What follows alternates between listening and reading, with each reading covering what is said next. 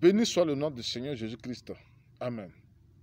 Aujourd'hui, dimanche 15 mai 2022, frères et sœurs, après que le coronavirus ait fait des milliers de morts à travers le monde, et aujourd'hui avec des conflits d'ethnie, avec des menaces quasi quotidiennes de rebelles, de djihadistes, et surtout avec ce conflit entre la Russie et l'Ukraine qui risque de déclencher une troisième guerre mondiale, ce qui sera plus mortel que les deux précédentes guerres mondiales cumulées, parce que les grandes nations se sont toutes préparées pour une guerre nucléaire avec des armes de destruction massive.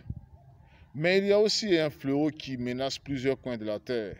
Il s'agit très bien des famines dans certains lieux, et que même les Saintes Écritures confirment que ce n'est que le commencement des douleurs.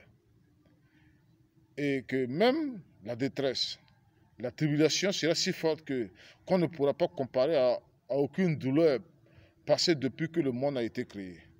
Malheureusement, quand on prévient le monde, ce monde arrogant et orgueilleux, sur la faim qui va frapper le monde, parce que le monde s'est détourné de Dieu, s'est détourné du Dieu de la Bible, les gens continuent de dire que cela n'arrivera pas.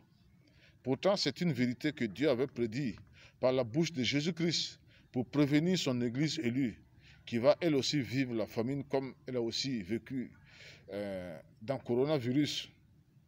Ne vous faites pas d'illusions et ne pensez pas qu'il n'y aura pas de famine qui va frapper le monde. Elles arrivent. Mais Jésus-Christ, par son Esprit Saint, va soutenir son Église afin qu'elle ne tombe pas dans le péché quand elle sera aussi touchée par la faim.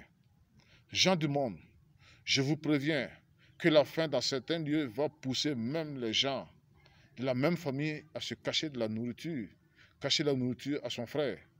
Le pire est que même des parents seront contraints de sacrifier la vie de leurs propres enfants pour se nourrir. Des parents vont tuer et préparer les enfants qu'ils ont mis au monde pour assouvir leur faim.